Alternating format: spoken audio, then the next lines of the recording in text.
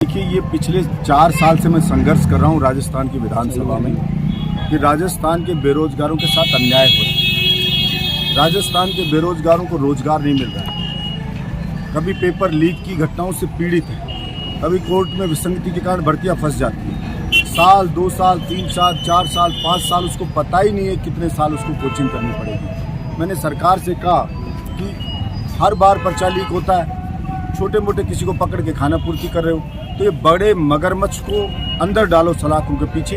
एक तो ये बात। दूसरी बात, कांस्टेबल की भी भर्ती होती है तो उसको पेपर दिया जाता आईएएस के जैसा। कंप्यूटर शिक्षक की भर्ती होती है, पेपर दिया जाता आईएएस के जैसा। अरे कांस्टेबल गांव का बच्चा जाता है, कोई डिफेंस में गांव का बच्चा जाएगा तो वो बेचारा उसके लेवल का पेपर दोगे तो उसको सोल्व करेगा।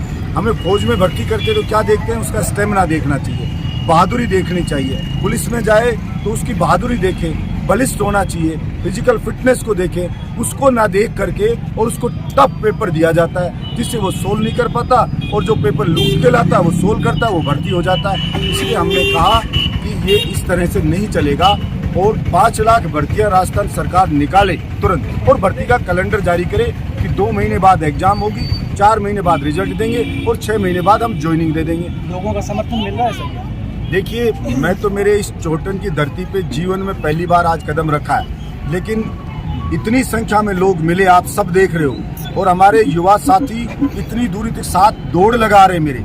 इसका मतलब वो मेरी मांगों का समर्थन कर रहे हैं। ये पीड़ा मैंने विधानसभा में भी कही, अकेले बलजीत यादव की पीड़ा नहीं है, ये राजस्थान के 36 कौम के बेरोजगारों की पीड़ा है। ये राजस्थान की 36 कौम की 8 करोड़ जनता की पीड़ा है। इसको सरकार गंभीरता से ले। हमारे पास पानी वैसे नहीं है, नदियों को जोड़ने की बातें होती हैं लेकिन नदियां नहीं जोड़ी जाती है। कहा नितिन गडकरी जी ने हम समंदर का पानी पश्चिमी राजस्थान में नहर से ला देंगे, वो नहीं आया। नर्मदा से हम जोड़ देंगे इंदिरा गांधी के ऐलान को, वो नहीं जुड़ा है। चंबल नदी खतरे के निशान से ऊपर बहती है, 13 जिलों को पानी पिला सकती है, सिंचाई के लिए दे सकती है। समुद्र में व्यर्थ जा रहा पानी, लेकिन पिछली सरकार ने बजट जारी किया, इस सरकार ने 1 साल पहले 4000 करोड़ किया, अब वापस किया, लेकिन एक फावड़ा भी कहीं पे आज तक का नहीं चला है। यमुना का पानी बारिश में व्यर्थ बहता है, न वो राजस्थान आया।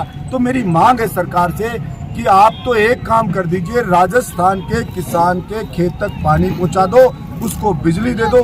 मेरा राजस्थान का किसान पूरे हिंदुस्तान को अनाज पैदा करके दे देगा और यहाँ के जवान को नौकरी दे देगा। सरकार ऐसा क्यों? अभी देखा जाए तो चोटन या बाड़मेर पूरे जिले में जो किसानों की फसल बीमा क्लेम राशि वो भी मात्र कुछ रुपए आई है, और लगातार युवाओं के साथ अगर देखा जाए तो कई अलग अलग परीक्षाओं में जो पेपर लेकर है, तो इसके ऊपर सरकार क्यों नहीं कार्रवाई करती? देखिए, यही तो लड़ाई है।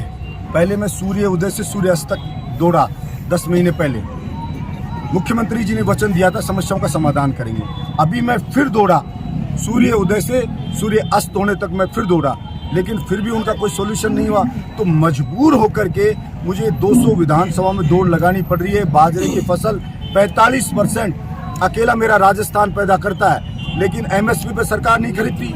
हमारे लगते हुए सीमावर्ती प्रदेश हरियाणा में बाजरा 2400 रुपए एमएसपी के ऊपर खरीदा जा रहा है, और राजस्थान का किसान 1200-1300 रुपए में बेचने को मजबूर रहता है। ऐसे प्रत्येक फसल ऐसे ही हो रही है। किसान के साथ लूट मची हुई है, किसान के साथ अन्याय हो रहा है, जवान के साथ अन्याय हो रहा है। और एमएलए की तनख्वाह बढ़ाने की बात हो तो 5 सेकंड के अंदर, 10 सेकंड के अंदर वो बिल पारित हो जाता है, मंजूरी मिल जाती है। लेकिन जब बेरोजगार के हक की बात आए तो वहाँ पे कोई मंजूरी नहीं मिलती है। इसलिए किसान की बात आए तो सब पार्टियों में बढ़ जाते हैं कि मैं इस पार्टी का, सहमति बनती नहीं है और उसका कोई फैसला नहीं हो पाता। यही लड़ाई हमारी। आपने सर कांग्रेस को समर्थन दिया था, उसको देखिए, मैं आज भी कहा, मैंने 2 साल पहले कहा कि भाई हमें नेतागिरी नहीं करनी।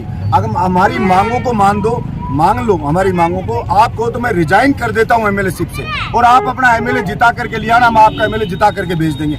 अभी भी मैं कह रहा हूँ, कोई काम हमारा कर दो तो हम तो आपको माला पहना देंगे। हमारा तो कोई, मैं अकेला एमएलए हूँ, ना मैं सरकार बना सकता हूँ ना मैं सरकार गिरा सकता हूँ। और बलजीत यादव में जिस दिन ये ताकत होगी कि एक की जरूरत पड़े सरकार गिराने की क्षमता हो, तो 24 घंटे में मांगे मनवा कर रख दूँ। शहीद सर्किल को लेकर एक आदमी, कुछ लोग मिले आपसे? निश्चित रूप से बहुत ही शर्म की बात है, और शहीद का यूँ अपमान हो रहा, लोग धरने पे बैठे हैं और उसको सीरियस नहीं ले रहा प्रशासन, बहुत ही शर्म की बात है। मैं निश्चित रूप से कलेक्टर एसपी से भी बात करूंगा, मैं सरकार को भी लिखूंगा और विधानसभा में भी ध्यान आकर्षण लगाऊंगा मुझे विश्वास है कि स्पीकर मुझे इसकी अनुमति देंगे। ये दौड़ कितनी विधानसभा तक लगेगी? ये दौड़ कितने मतलब विधानसभा होने वाली है? आज ये 10वीं चौटन 10वीं विधानसभा है मेरी, और पूरे 200 में लगाना 190 विधानसभा में और लगाऊंगा। और मुझे पूरा विश्वास है कि सरकार को भी एहसास होगा कि उनका एमएलए मुझे चौटन में तो कोई चुनाव लड़ना नहीं है, मेरा कोई स्वार्थ नहीं है, लेकिन ये जनता की पीड़ा है।